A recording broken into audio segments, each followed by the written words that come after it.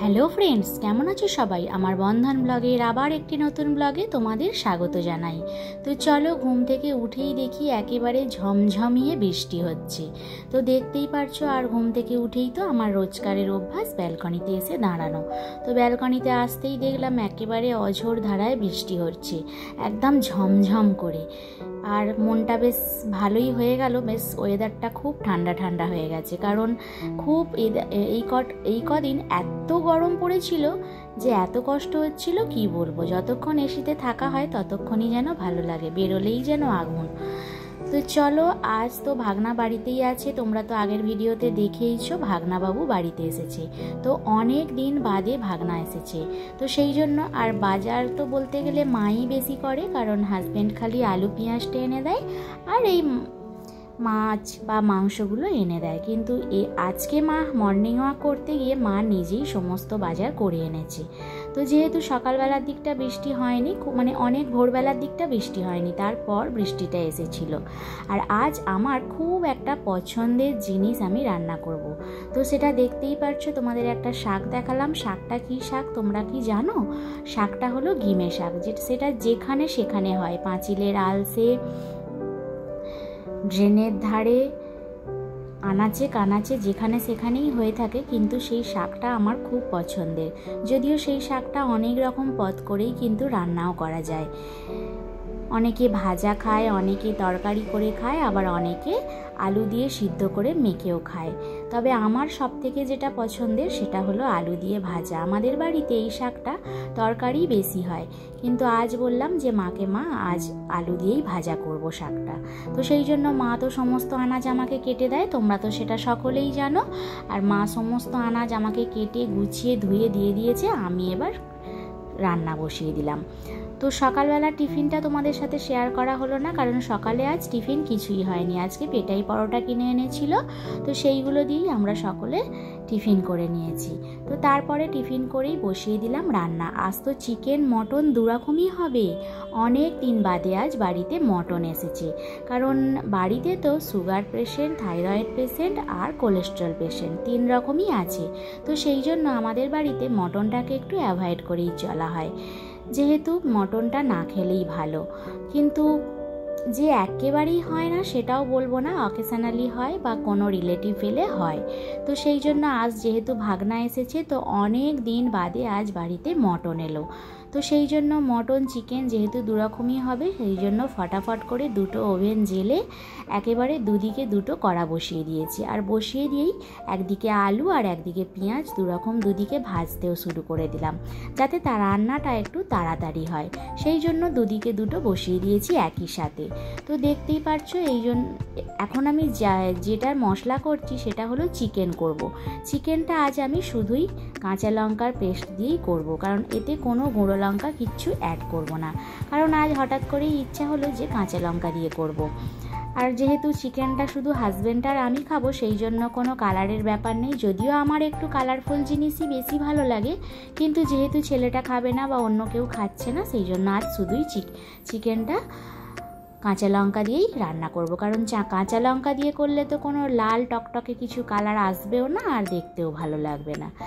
আর বাকি সবাই বাড়ির সকলেই খাবে মটন। তো সেই জন্য একদিকে বসিয়ে দিলাম চিকেনটা ভালো করে কষিয়ে নিই। আর মটনটা তো একটু কষে তারপর তো প্রেসারে দিয়ে দেবো। তো সেই জন্য মটনটা তো আর বেশি কষতে লাগবে না, আর কষলেও তো মটন সেদ্ধ বেশি হবে না। সেই জন্য অল্প একটু কষে যখনই দেখবো তেল ছেড়ে দিয়েছে, তো তখনই প্রেসার কুকারে দিয়ে দেব। তো তাহলেই চটজলদি হয়ে যাবে মটনটা।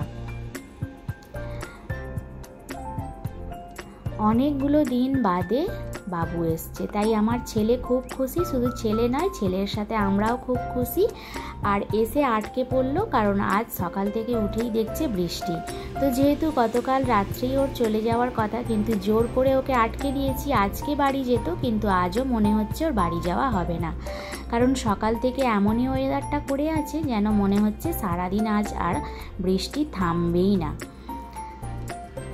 তো চলো, ওদিকে তো মটনটা বসিয়ে দিলাম, আর এদিকে চিকেনটাকে ভালো করে কষছি। খুব একটা জল ঝোল যে করব তা নয়, মানে একদম একটু মাখামাখাই করব, কারণ যেহেতু এটা দুজনের জন্য, আমাদের দুবেলাই হবে। তো সেই জন্য বেশি পাতলা ঝোল করব না। তো চলো দুদিকে দুটো মাংস বসিয়ে দিয়ে দেখি তো এরা দুটোতে কি করছে বেটা।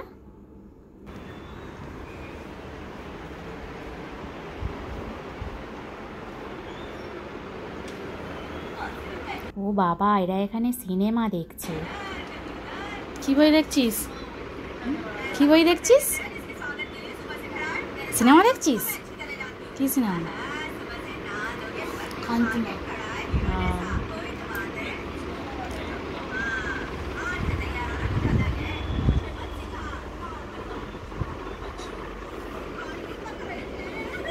উফ, এই কাঞ্চনা আর কাঞ্চনা, আমার ছেলে যে কতবার এই কাঞ্চনা দেখেছে তার কোনো ঠিক নেই। তো চলো ব্যালকনিতে এসে দেখি ও বাবা, সেই একই রকম বৃষ্টি একইভাবে হয়ে যাচ্ছে। খুব জোরেও নয়, খুব আস্তেও নয়, কিন্তু মাঝে মাঝে বেগটা বাড়ছে, আবার মাঝে মাঝে কমছে। তো চলো, আমার তো চিকেন মটন একেবারে দুটোই কমপ্লিট হয়ে গেছে। আর চলো দুপুরবেলা খেতে বসে পড়েছি। ওরা দুজনেই দেখছো তো কেমন জানলার দিকে তাকিয়ে আছে, ভাবছে কখন বৃষ্টিটা থামবে আর একটু পরেই আমরা বাইরে বেরোবো।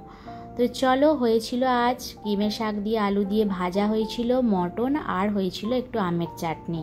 যদিও চাটনিটা তোমাদের সাথে শেয়ার করা হয়নি। আর এই যে মায়ের এক বদ অভ্যাস, মানে যে কাঁশিতে তরকারি, যে কোনো তরকারি কিছু ভাজাভুজি ঢালা হয় সেইটাতেই মা খেতে বেশি পছন্দ করে। সত্যি মায়েরা বোধ হয় এরকমই হয়। কত করে বলি যে আলাদা অন্য ডিশে নিন বা অন্য থালায় নিয়ে খান, কিছুতেই খাবে না। ঠিক যাতে তরকারি ঢালা হবে সেই মাখামাখি অবস্থায় কাঁশিটাতেই খাবে। আমার তো আবার এগুলো একেবারেই পছন্দ নয়। আমি খাবো একবার তৃপ্তি করে খাবো বাবা, পরিষ্কার থালা চাই। ওই মাখা ঝোঁকা থালা আমার একেবারেই পছন্দ নয়। তো চলো, খাওয়া দাওয়ার পরেও তো দেখলে কেরকমভাবে দুপুরবেলা পুরো রাস্তাঘাট একেবারে ফাঁকা নিস্তব্ধ, কিন্তু টিপ টিপ করে ঠিক বৃষ্টি হয়েই যাচ্ছে। তো চলো সন্ধ্যের টিফিনে বাইরে গিয়ে তো আর কিছুই খাওয়া হলো না, কারণ বৃষ্টি থামেনি। একবার একবার থামছে, একবার একবার হচ্ছে যদিও, কিন্তু এখনও বৃষ্টি হচ্ছে। তো সেই জন্য বিকালবেলায় বাবুর তো বাড়ি চলে যাওয়ার কথা ছিল, কিন্তু যেহেতু বৃষ্টি থামেনি তো সেই জন্য ওকে আর কেউ আমরা জোর করেই যেতে দিইনি। জোর করেই আটকে দিলাম, বললাম যে না তুই এখানেই থাক, আজকে তোকে যেতে হবে না, বরং কাল তুই এখান থেকে একেবারে অফিস চলে যাবি। তো সেই জন্যই সন্ধেবেলায় তো কিছু টিফিন খেতেই হবে, তো সেই জন্য একটুখানি চাউমিন বানালাম। আর আজকে মাও চাউমিন খাবে বললো, কারণ অনেক দিনই খালি এই অসুখ করে, মানে রোগনাড়া করে আমাদের বাড়িতে ভালো কিছু হওয়া যেন উঠেই গেছে। শুধু এই মানে জ্যান্ত মাছ খাও, ঝোল ভাত খাও, এই সব মানে ভ্যারাইটিস কোনো জিনিস, তেল ঝাল মশলা দিয়ে কোনো কিছু রান্না যেন বন্ধই হয়ে গেছে। বন্ধ হয়ে গেছে বলবো না, শুধুই হয় ছেলেটার জন্য একটুখানি, আমাদের জন্য আর কিছুই হয় না। তো সেই জন্য আজ মা বলল আজকে একটু বেশি করেই চাউমিন করো, তো অনেক দিন চাউমিন খাইনি।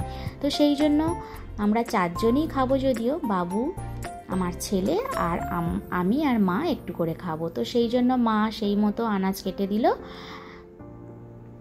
গাজর, ক্যাপসিকাম, আর ছিল একটু বিনস ছিল, বেশি ছিল না যদিও, অল্পই ছিল, সেগুলোই দিল। তবে গাজর, আলু, ক্যাপসিকাম দিলেই টেস্টটা বেশি ভালো হয়, বিশেষ করে ক্যাপসিকাম। তো সেই জন্য আমিও সব সবজিগুলো ভেজে তারপর চাউমিনটা করে নিলাম।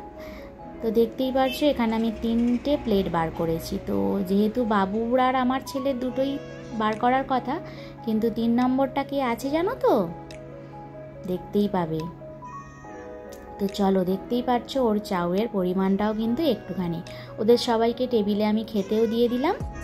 আর এই দেখো ওদের দেখা দেখি বসে পড়েছে আর একজন বড় মানুষ, এই যে আমাদের পুচকে অদ্রিজা।